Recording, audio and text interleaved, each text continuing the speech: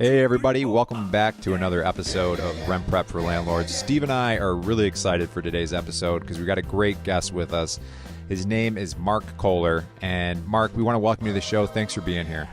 Thanks for having me. It's an honor. Yeah. So the way we got connected with Mark is we have our Facebook group and we get questions all the time about LLCs for landlords. What should we be doing? Sometimes there's good advice in there. Sometimes there's bad advice. And somebody in a thread said, you know what? This is the guy you got to follow. You got to check him out and research him. So I ended up doing a little Google search. I landed on a video that Mark had about LLCs. I think it was on entrepreneur.com. And I was so impressed with it that I reached out. So it's kind of cool to circle back and have you on the podcast. Oh, it's an honor. Thank you again. And, for your listeners, full disclosure, we were excited to be connected with you. We've got a podcast going live this week with you guys, of course, as a guest, and because our clients need to hear about you. So it's a match made in heaven. Yeah. It's a very cool podcast. I've been listening to it, Refresh Your Wealth. I like what you guys said. It's kind of the yin yang, where you guys are the yang, I think you described it as, where most of the content out there is like, here's how you make money, here's how you make money. And you guys are about protecting it and saving money through tax consultations and tips and all sorts of stuff. Yeah. Well, thank you. Well, I'm all yours. And I am just a huge advocate for real estate investment and also letting real estate owners know they are business owners, and they're really business owners first and then real estate investors second. And so we want to make sure that they've got the right tax strategy, the right asset protection strategy, and not getting sucked into so many of the scams. Someone in a cubicle in Nevada selling a Nevada entity, and they're in freaking Nebraska investing in Tennessee. Sure. We need to, I know we're going to talk about that on the show today. So we're just a huge kind of almost a consumer advocate for real estate investors. Yeah. That must be the West Coast version of setting up a Delaware entity. That's what the hot thing is here, right? Yeah. It's Delaware. And the big four are kind of Delaware, New Mexico, Nevada, and Wyoming. They kind of they're good, and I use them. I'm setting up a Wyoming entity for a client today, but not everybody needs them. Sure. And so I think you make a really good point, and it really ties in with so much of what Eric and I guess try to preach here on our podcast, which is for landlords to treat what they're doing as a business, right? And so it makes sense to treat it as a business legally and for tax purposes as well. But we're constantly really pushing, saying, be more professional, not only in how you're handling tenants or the tenant screening process or just the day-to-day landlording, which can make their life so much easier. So it just makes sense to tie it all together, wrap it up, say, hey, you should be treating this as a business from all aspects, legally, tax purpose-wise, everything, right?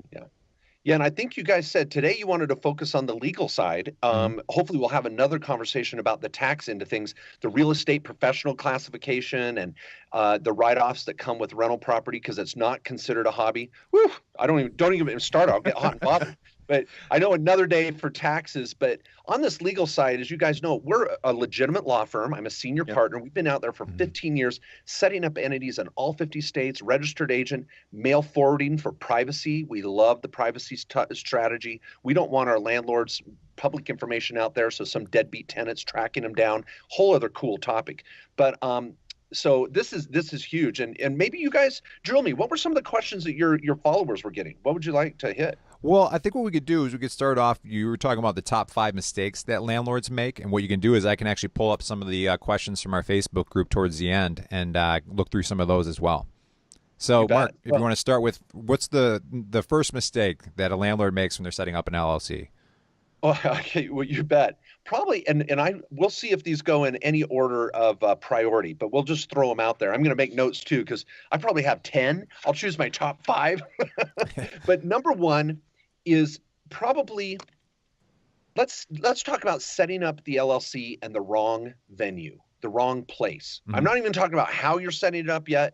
Let's just talk about where you set it up. Now, maybe the best way to frame this is here's the scam. And I literally call it a scam. There are people out there that say you need to set up in Delaware, you need to set up in Nevada, even though you don't live in those states and your rental's not in those states. It's a bunch of crap. It is a sales pitch. And I want to warn all of you here that you just get a second opinion if someone's really driving that sales pitch. And I'll tell you, 90% of the time, they're not even a lawyer. They're just some guru that says this is how you do it for maximum asset protection. Don't trust your lawyer. We know better. And I've heard that crap. And I've got 4 books out there where I put my money where my mouth is. Now that's the scam. Now here's the truth. Setting up in Nevada or Wyoming or Delaware in the long run for some sort of larger asset protection plan can work. I'm not opposed to that.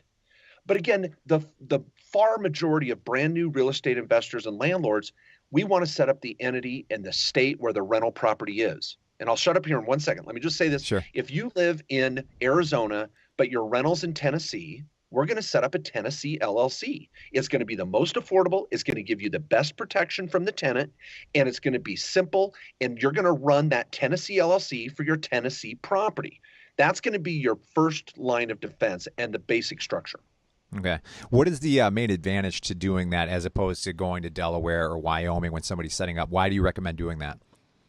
Well, 2 points. First, you have to be registered in Tennessee, sticking with this example, because that's where the tenant is. That's where the property is. That's where the lawsuit will happen if there's a problem. So even if you set up a Delaware entity, you've got to register it to do business in Tennessee. So now you're paying for 2 states. It's going to cost you a registered agent fee in 2 states. And for the brand new investor, and for most investors, they don't need that extra cost. They don't need that extra expense.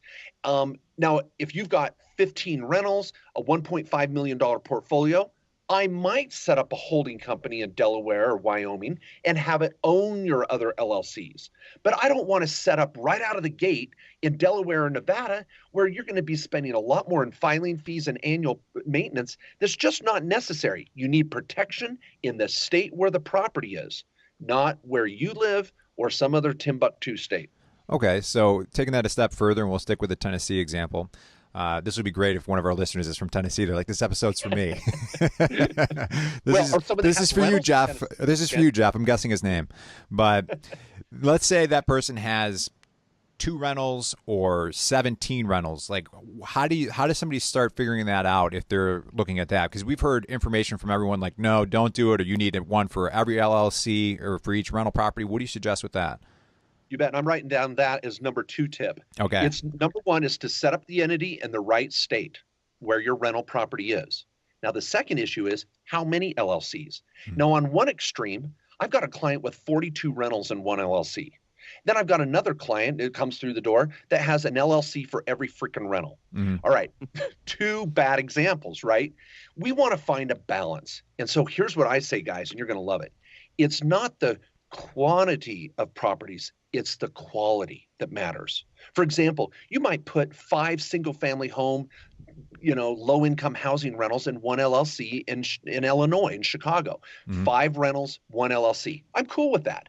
But then you've got a 4-plex out in Nebraska. It's near the university. It's a college rental. You've got a couple $100,000 of equity. It probably deserves its own LLC. So when I'm in a consult with clients, I want to make sure I'm assessing how much equity is in these rentals, and are they high-risk rentals, and then which state. Let's find a balance. I think the average is we're going to see most clients put 3 to 4 rentals in each LLC, and then we set up another LLC. Let's not overdo it. Yeah, so you're really looking at what type of rental property it is and what the liability ramifications are, and then kind of making decisions from it after that. Yeah. Okay. Yeah. Which brings me to, let me bring up third point. And I know we're going to bounce around between these because they're all interrelated. But the third point is, this is where clients then say, well, oh my gosh, I can't afford an attorney, and my attorney's, from Pluto, and I can't understand him, and he's inexpensive, and so you get frustrated. And where do you go? Click, click, click onto LegalZoom. And then you take your best shot at it and you screw it up.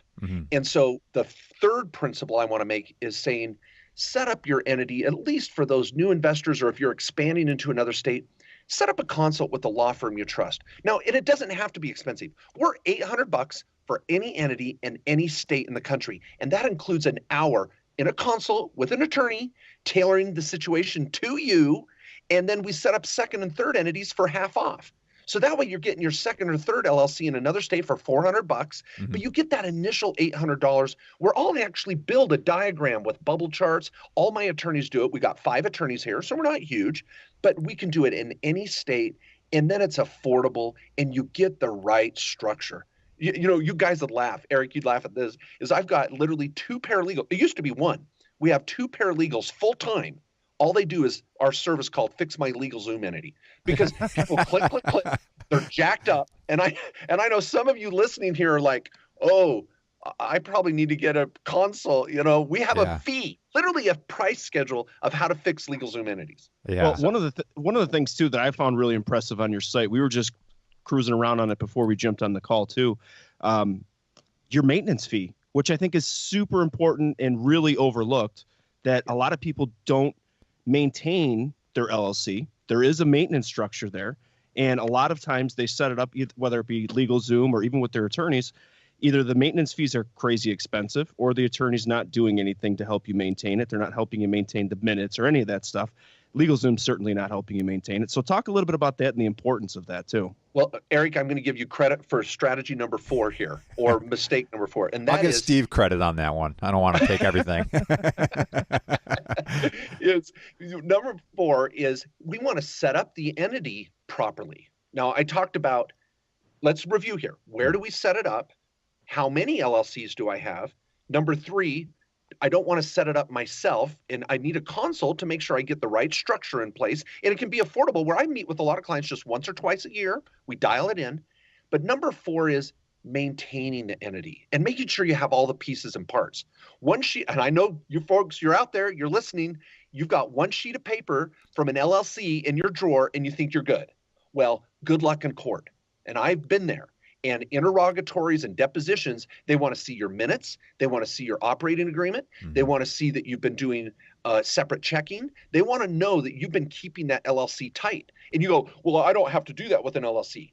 Yeah, that's what the gurus say, and good luck in court. And so you want to maintain it. And our maintenance fee is like $150 a year. My paralegals call you every year. We send you a little quiz, and this is where your tax write-offs come in. I want you to take a trip somewhere, have your annual meeting. You should have a board of directors involved, your spouse, your kids. Oh, don't even get me started on the tax strategies here. So there's a lot of options there to have a good quality, strong LLC and maintain it affordably.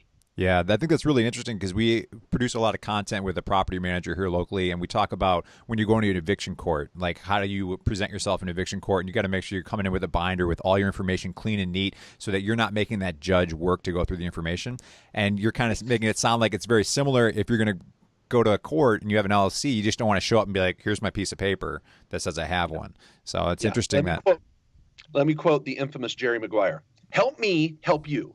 Help me help you. So if you're a landlord out there and you're going to get into a freaking lawsuit, you got to give me something to work with. I was going to say, I got to send you something from our Facebook group. Somebody posted, this is kind of terrible, but it was a picture that their tenant sent them, and it was the tenant's son who was on the ground, and the stairs had all busted. And to be honest, if you looked at it, it looked fake. Because I'm like, very staged. What mom is like, oh my gosh, my son fell through the stairs. Let me go run and get my camera, But when I was looking at it, I was just like, I don't know anything about LLCs and how this person should be set up, but I hope they're set up right because they're definitely at least going to have some stuff coming their way soon. Yeah. Yeah. Which, and that story brings me to number 5, which I'm going to say the asset protection piece here. And this is why we're doing it. Let's get down to brass tacks here. Number 5, I want to talk about using the LLC. If you're going to set up this LLC, freaking use it. Mm-hmm. Your LLC should be on title. Your lease agreement should be in the name of the LLC.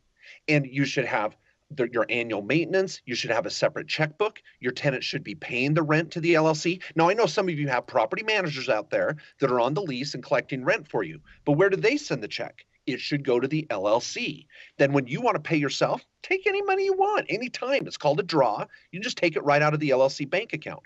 But you've got to follow this procedure, and that's what creates the asset protection. The LLC in the long run is so affordable if you just treat it like an LLC and not just have that sheet in the drawer and think if there's a problem, you're going to be covered. You're not. You got to maintain it. Very nice. Very nice. So, okay. Mark, when it comes to setting up an LLC, like I'm listening to this and it might sound like a little bit like overwhelming. So what would you say to somebody if they're like, all right, you're looking at separate checks and like having to run this LLC and you're talking about holdings and all this stuff. What would you say to somebody if they're kind of feeling overwhelmed about the idea of setting up an LLC? You bet. And this is where getting educated takes away fear and frustration. And you guys do a fantastic job of this on your website. And so I want everybody to know that on Rent Prep, you're going to get over there and see in the legal section, resources for landlords. I'm going to help you guys out, send you 3 or 4 videos that are not just a flashy, 1 minute on YouTube thing. I'll get some content on there so that your folks listening now can go back to the website and watch some of those videos in detail. Because this is a lot to absorb in just a podcast. Now, here's the easy answer, though. I usually say there's 5 things. I know we had kind of our list of 5 mistakes when doing LLCs, but I have a little blog here or there on kind of 5 ways to maintain your LLC. And those are going to be using it making sure it's on title. So once you buy a property, and let's address it right now. Some of you are like, well, Mark, I did a Fannie Mae Freddie Mac loan. I had to close in my name. Now what do I do? Am I going to have a due on sale clause if I deed to my LLC? No, you're fine. Do not stress about it. In 15 years of over 10,000 LLCs for clients around the country in all 50 states, well, maybe I haven't set one up in Rhode Island. But anyway, the point is we have never had a bank call on a due on sale clause. You might get a nasty letter that says, what are you doing? Well, I still own it. Back off. Or you want me to refi? No, you're fine. The bank's already sold your mortgage 4 times in Chicago on the bond market. So don't stress about it. As soon as you close, deed the property to the LLC. Number 2, make sure you have that checkbook. The LLC should have its own tax ID number. It should have its own checkbook. Number 3, you want the tenant to pay rent to this checkbook. Use it for the expenses, for the HOA fees, the mortgage payment, the property taxes, whatever. And then number 4, make sure the lease agreement is reflective of the LLC. Pretty easy to do. Let your property manager know or your tenant. And then number 5, do the annual maintenance. And our service takes that headache away. We remind you, we have a little list.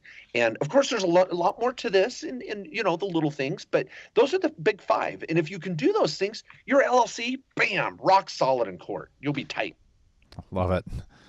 That's such great, great help, great content for people listening. And I'm going to actually be posting this video too to our Rent Prep for Landlords Facebook group to help people out. And Mark, if you don't mind, what I'd like to do is just bring up a few questions that people have asked in the group. Yeah. And I can see if I can find it here. I think his name was Roan. And the point that he made is it depends on where you're setting up in what state, because the annual filing fees are different from state to state. So he was kind of discouraging people from setting up an LLC because it might get really expensive if you're in certain states. But I'm thinking, that's like telling somebody not to have car insurance because it's expensive, What's your reply to that? Well, my first reply is be careful of someone that's saying, don't do an LLC, get umbrella insurance. Okay. And they think umbrella insurance is your savior. Guys, umbrella insurance is an excess claim policy. That's why it's so cheap. Once your regular policy taps out, umbrella steps in. That's when umbrella steps in. It's not there as an initial defense for you. And good luck calling your insurance company and when you've got a mold issue or an asbestos issue or a latent meth lab issue or a negligent claim that, the tenant says, I complained about these stairs. They collapsed and now my kid's sitting here on the floor. Look at the picture. Your insurance agent may not rush to your side. So be careful relying on insurance for everything. Number 2, you've got to realize that the entity is going to be set up in the state where the property is. And sometimes we'll set up one LLC and register it in Indiana, Missouri, and Kansas. And then we'll put our 4 or 5 rentals in those 3 states in that one LLC. So you can have one LLC, but have it registered at foreign in 2 or 3 states. So that way we're being efficient, we're being affordable, we're trying, and this is where as a lawyer, when we do this with clients every day, we can help guide you to keep your fees down. We want you to succeed. We don't want you to have a ton in fees. And then the third point is, for those of you in California, we got to address this. You've got your $800 minimum franchise tax. It sucks, I know. Yeah. And California Franchise Tax Board, they're very aggressive, but you get In-N-Out Burger, you get the Sea Breeze, you get the Lakers girls, those are nice. So, but anyway, the point is you pay for that living in California. So the general rule is certain states, you live in California, you're going to have to register there, and then register foreign in other states. We've got some techniques to play games with that and get you around it. Give us a call. But definitely, I don't want any of you to just avoid the LLC altogether because of a fee. It's a cost of insurance. It's a cost of doing business. Yep. So own it. All right. Here's a great question, and this comes from Robert. And he says, is an LLC the best way to go? With tax time ahead, I don't know if it would be beneficial to form an LLC before end of the year, or does it not matter? So does it? Great question. So good. Sorry, I get excited. Again, no, they're good. Go ahead. I just get hot and bothered. I think I'm flustered right now. Okay. Now, because I'm a CPA as well as an attorney, which we love to bring this together. All my attorneys are trained as tax lawyers, and you're getting them for the same cost of just an eviction attorney. I mean, this is really affordable. Okay, so let me say this. Now, this is so important. I want everybody put down your Diet Coke, pay attention. LLCs do not save taxes.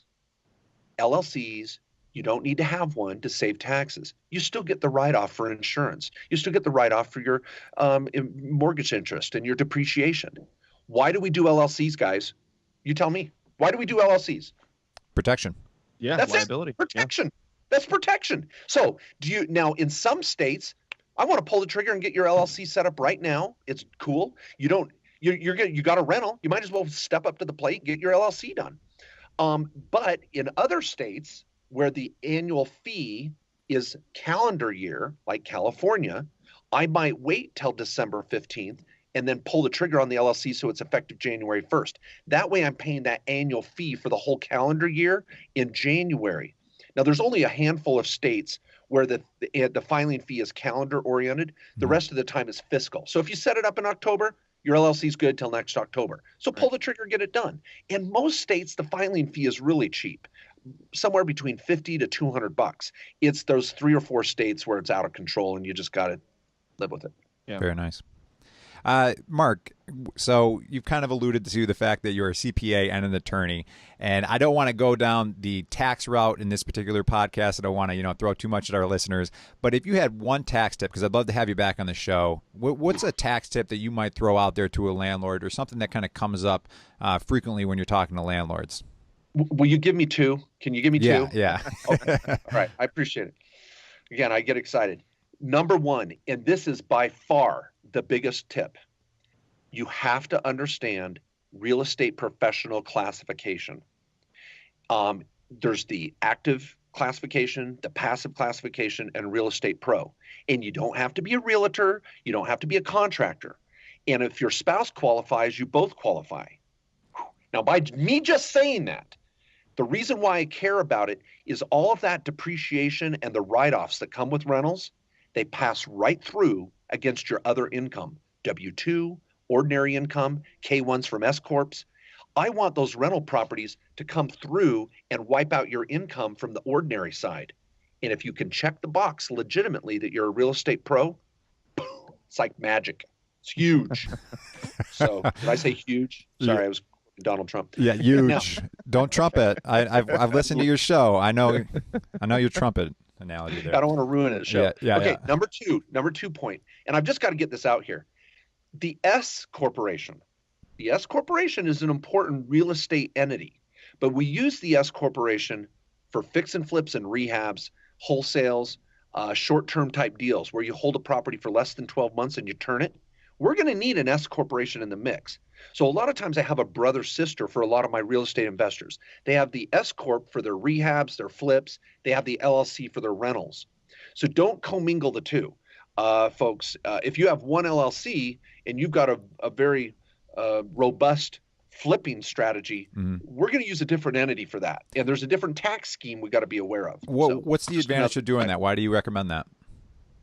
Oh, it's to save taxes. See, S corporations, S as in Sam, small corporation, S corporations save taxes. Okay. LLCs don't. Now, when do I need an S corp?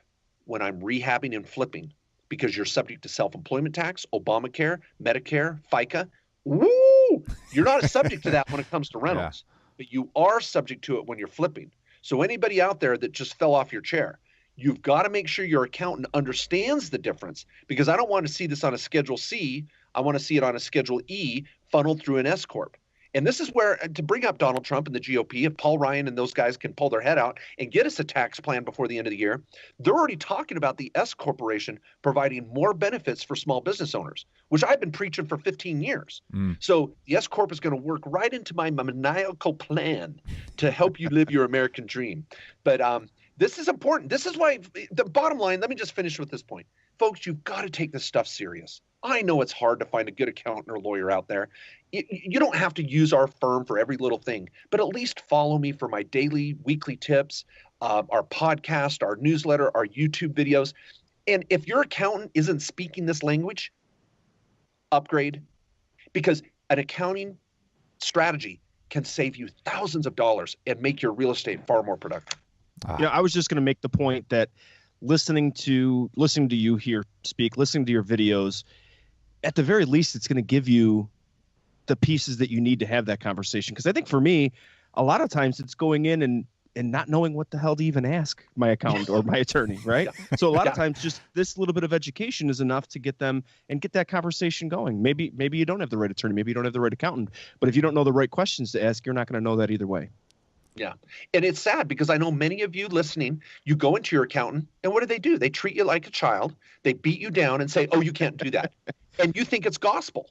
Yeah. Oh, guys, how many of you know that contractors can do a kitchen different? How many of you know plumbers that might do a plumbing job different? Well, accountants have the same tools, but may do a different job for you. So don't take it as gospel when your accountant beats you down like a child with a wet noodle. You got to ask for better.